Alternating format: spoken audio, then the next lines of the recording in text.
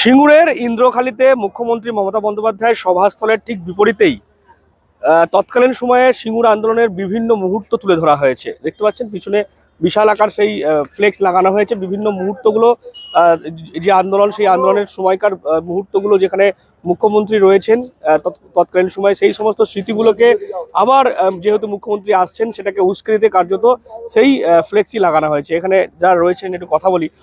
এই মূলত এই ফ্লেক্সটা লাগানোর কি উদ্দেশ্য আপনাদের? আমাদের উদ্দেশ্য যে দিদি আমাদের সিঙ্গুরকে যে এখনো ভোলেনি, সিঙ্গুরে যে মানুষকে মনে রেখেছে, সিঙ্গুরের কৃষক রমণী যারা আন্দোলন করেছিল, কালকে সমস্ত সিঙ্গুরের কৃষকরাই তো এই মিটিং স্থলে উপস্থিত হবেন। তাই দিদি যে আমাদের পাশে ছিল, দীর্ঘদিন ধরে ওখানে অবস্থানে বসেছিলেন এবং ভিডিও 25শে সেপ্টেম্বর যেভাবে একজনের চেক একজনকে দেওয়া হচ্ছিল, তার পরিপ্রেক্ষিতে আমরা কৃষকরা প্রতিবাদ করেছিলাম। সেই প্রতিবাদের কথা শুনে সঙ্গে সঙ্গে দিদি আমাদের পাশে এসে দাঁড়িয়েছিল। দিদিকে যেভাবে সেদিন বিডিও অফিস থেকে মারতে মারতে তুলে নিয়ে যাওয়া হয়েছিল, সেই দৃশ্য তো ভোলার কথা নয়। আমরা আবার দিদিকে সেই দৃশ্যগুলোর কথা মনে করে দিতে চাই সিঙ্গুরের মানুষ হিসেবে, যে দিদিকে আমরা এখনও ভুলতে পারিনি বা ভুলতে আমরা পারবও না। আগামী যাতে 26 সালেও আমরা মুখ্যমন্ত্রী হিসেবে দিদিকে দেখার জন্যই আমাদের এই আবেগ সিঙ্গুরের মানুষের। আমরা এই মিটিং স্থল থেকেই আমরা সেই বার্তা দিদি আমাদের পৌঁছে দিক যে 26 সালের ভোটের নির্বাচনী সভা এইটাই যেন একদম জনসভার মিনি ব্রিগেড হিসেবে আকার নিয়ে এই জনসভা হবে। কোন কোন মুহূর্তগুলো মনে পড়ছে আপনাদের তখন? 25শে সেপ্টেম্বরের কথা মনে পড়ছে। 2006 সালে যখন আমাদের জমি জোরজাবস্তি করে অধিগ্রহণ করা হয়, দিদি রোডের পাশে বসেছিল, তখনকার কথা মনে পড়ছে। এবং দিদি আমরা জমি ফেরত পাওয়ার পর সেই জমিতে যে দিদি আলু চাষ করেছিল, সেই আলু চাষের ছবি আছে, সেই কথা মনে পড়ছে। এবং দিদিকে বিভিন্নভাবে যেভাবে হ্যারাসমেন্ট করা হয়েছিল, দুর্গাপুর রোডে লরি চেপে দিয়ে মেরে দেওয়ারও চক্রান্ত করা হয়েছিল সিপিএমের সময়, সেই সব স্মৃতিগুলো মনে পড়ছে। এবং যেভাবে আমাদের অত্যাচার তখন করা হয়েছিল, সে স্মৃতি ভোলার কথা নয়।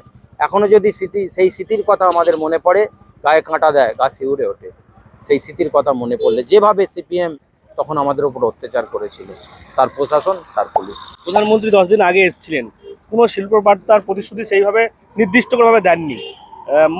মুখ্যমন্ত্রী আসছেন, তার কাছ থেকে কি শিল্পর কোনো বার্তা আশা করছেন?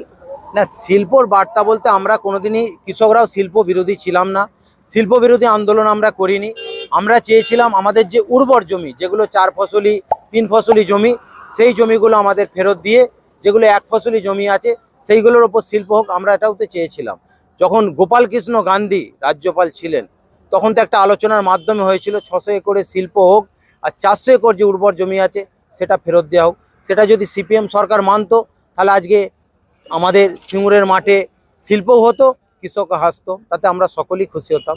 এবং শিল্প মানে ওই মাঠটা ছাড়া বাদবাকি তো চারিদিকেই শিল্প হচ্ছে। দুর্গাপুর রোড দিয়ে ডানকুনি থেকে আরম্ভ করে বর্ধমান গেলে চতুর্দিকেই শিল্প নেই। এবার ওখানে চাষও হচ্ছে। এবার যে জমি আছে, কিছু কোম্পানির জমি তখন কিনা ছিল, তারা তো চাষ করছে না। যদি সেই জায়গায় ছোটোখাটো শিল্প হয়, হোক না, হলে তো ভালো। শিল্পও হবে, কৃষিও হবে, কৃষিও হাসবে, শিল্পও হাসবে, তো ভালো জিনিস। আমার নাম অমিয় ধারা। তো বুঝতেই পারছেন, যেমনটা বলছেন যারা রয়েছেন এখানে, এই যে স্মৃতিগুলো মূলত উস্কে দেওয়ার জন্য সেই সমস্ত মুহূর্তগুলো যেমন এই ফ্লেক্সের মধ্য দিয়ে তুলে ধরেছেন তারা। তার পাশাপাশি তারা যেমনটা বলছেন, মুখ্যমন্ত্রী কিন্তু বরাবরই সিঙ্গুরের মানুষের পাশে ছিলেন এবং আগামীতেও থাকবেন। এবং সেই কারণেই তারা বলছেন তাদের তৎকালীন যে আন্দোলনটা ছিল সেখানে তারা কিন্তু শিল্পর বিরোধিতা তারা করেনি। তৎকালীন যে অধিগ্রহণ হয়েছিল, অর্থাৎ বাম আমলে যে অধিগ্রহণ হয়েছিল তার বিরোধিতা তারা করেছিলেন এবং অবশেষে সুপ্রিম কোর্টের রায়ে সেই জমি তারা ফেরত পেয়েছেন। এখন দেখার আগামীকাল মুখ্যমন্ত্রী এই স্মৃতিগুলো যে মনে পড়ছে সকলেরই, সেগুলো কতটা স্মৃতিচারণা করেন এবং কি বার্তা দেন এই সাধারণ মানুষের উদ্দেশ্যে। আপনারা কি বলুন এই বিষয় নিয়ে? অবশ্যই কমেন্ট করুন কমেন্ট বক্সে। এরকম আরও খবর পেতে নজর রাখুন ডিএনএন বাংলায়। ডিএনএন বাংলা, সবার মনে, সবার ফোনে।